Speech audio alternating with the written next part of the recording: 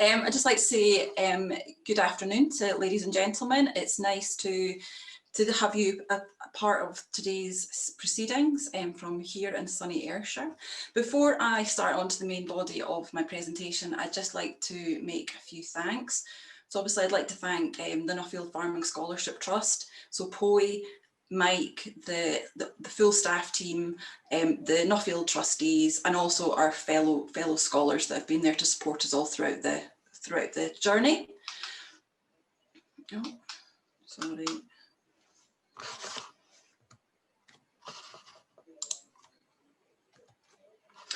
I would also like to thank the Royal Highland and Agricultural Society of Scotland, who are my main sponsor. In particular, I'd like to thank Alan Laidlaw, whose door's always open for a cup of coffee and to run through my study and give a bit of feedback. I also received funding from the SYFC International Trust, so I'd like to thank them, and in particular Sandy Wilkie, who's always been a helpful sounding board throughout my career with SYFC. And then finally, I'd like to thank the SYFC team. So we've got office bearers, we've got the president, Andy Peddy in particular, and then the staff team who had to take up the burden when I was actually off on my travels. So what is my study? So the title of my study is What Role Should Young Farmers Groups Play in the Development of Scottish Agriculture? But actually it's not about what our role should be within developing Scottish agriculture, it's what is our role developing young people?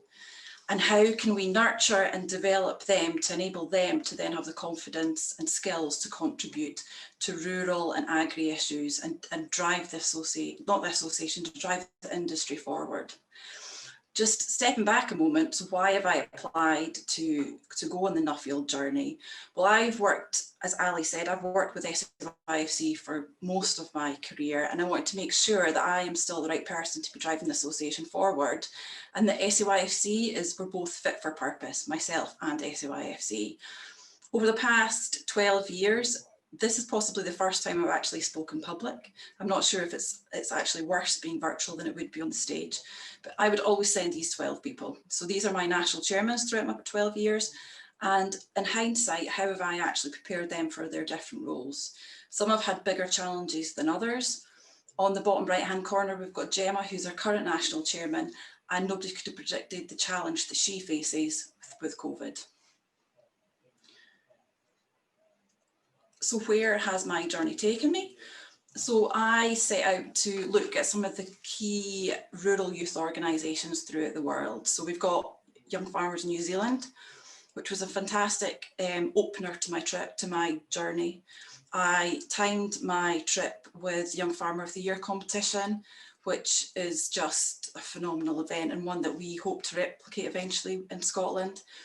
The competition finale is a 600 person black tie dinner, which the atmosphere was just fantastic, and it was great to be able to go to that.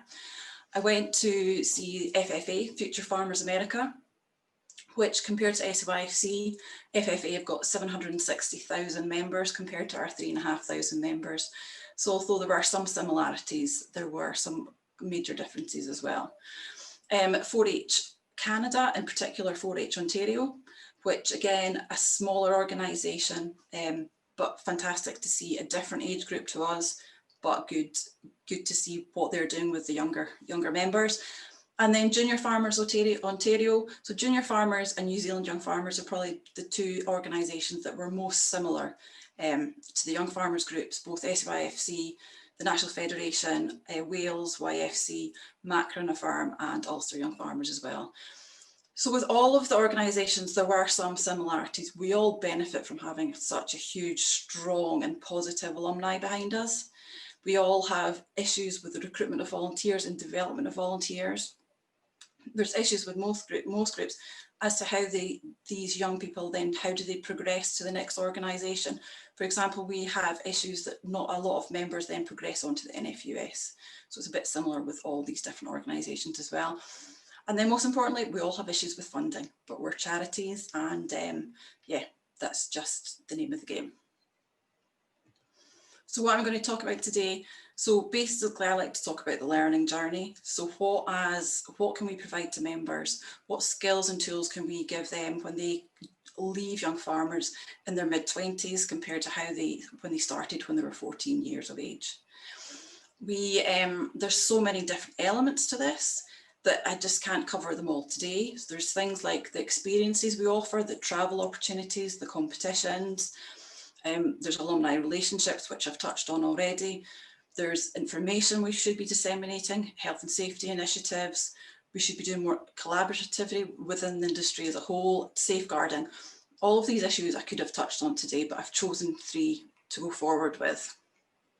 But before I do, I feel it's necessary to mention COVID-19, because when we were at our CSC in March 2019, who would have thought there was something that would be overshadow Brexit? It was all about Brexit, and yeah, nobody could imagine the position that we're in just now.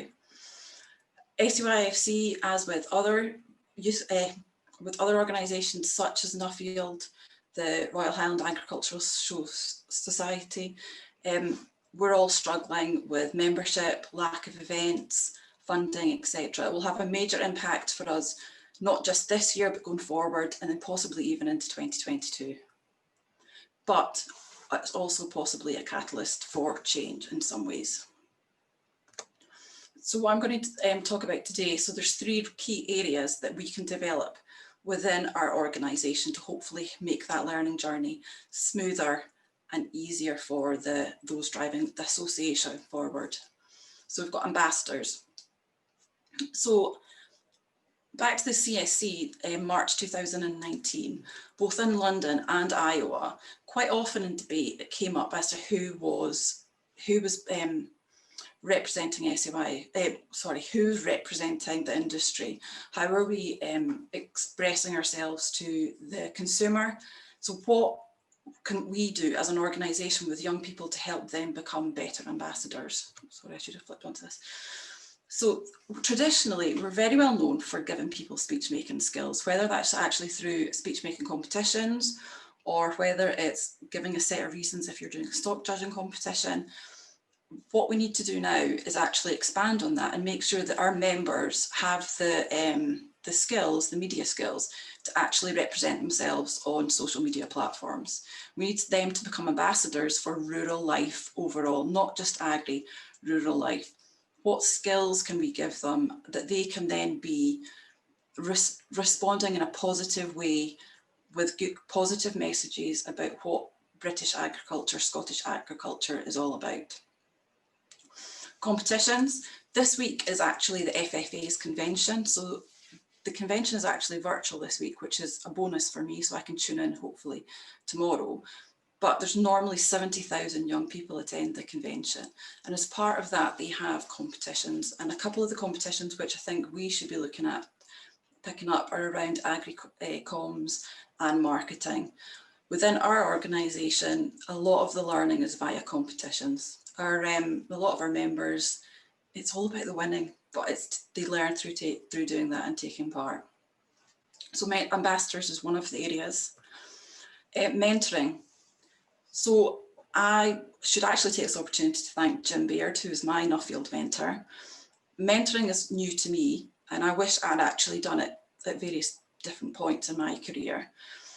It's a tool that SUIFC can use to help support our grassroots members. So we're planning to match up the strong alumni that we have with the club office bearers to give them that level of support that we don't have the resources to give them at the moment, that one-to-one support. But it's also then a skill and a tool that they then have and they are familiar with that they can use throughout their careers as they go forward. There was different examples I saw of mentoring during my trips.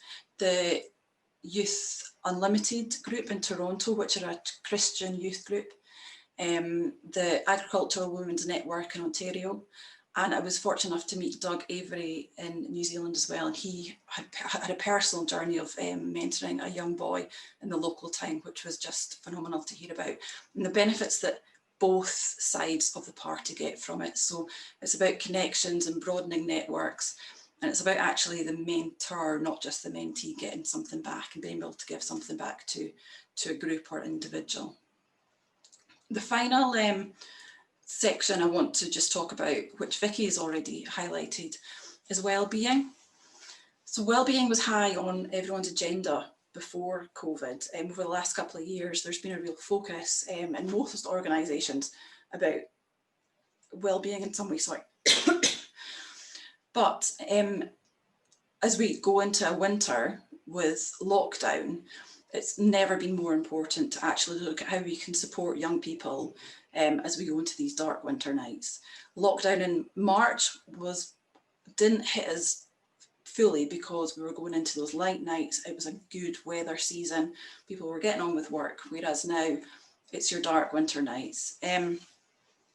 But all youth groups, all agri-linked groups are all sort of having a focus. So there's maybe need for collaboration there.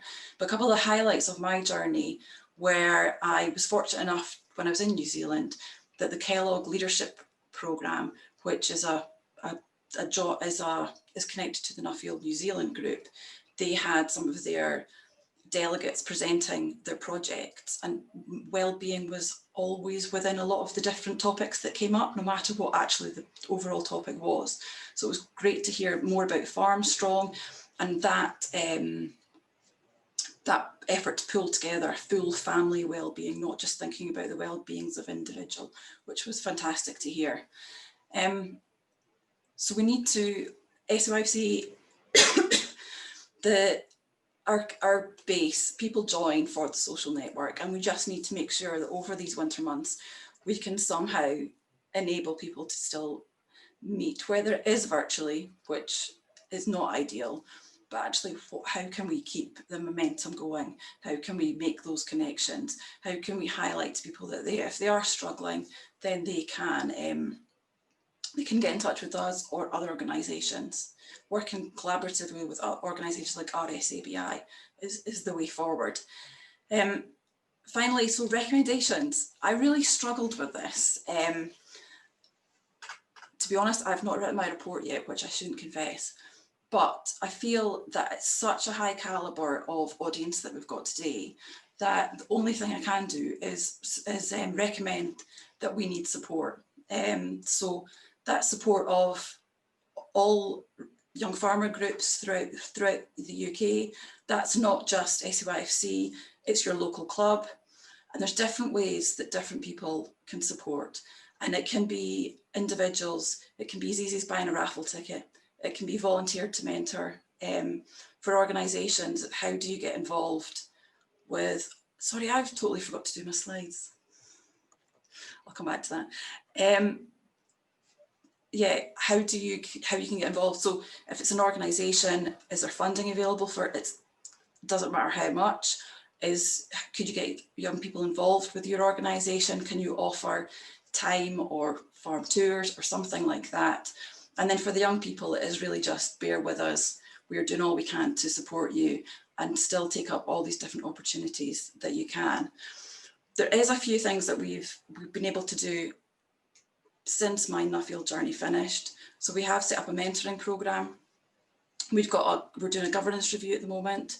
We've got new leadership training opportunities. We've got the ambassador programme. We're developing our Young Farmer of the Year competition after being in New Zealand. We're doing a lot more work with alumni engagement, and that was after seeing a database that FFA have introduced. We've done something similar called SYFC Connect, and then enhancing our travel opportunities, which include a scholarship to New Zealand and taking part in a speech making competition in Canada. And then finally, the positives of supporting us is that we get to support these people. So there's a couple of good news stories over the last couple of weeks. So it's been great that Ranald Angus, who was our Agri Affairs chairman a couple of years ago, has now been accepted and he's a Nuffield Scholar for 2021. And then just last week, John Howie, who again was one of our regional chairmans, was awarded the British Farming Awards Sheep Innovator of the Year. Thank you.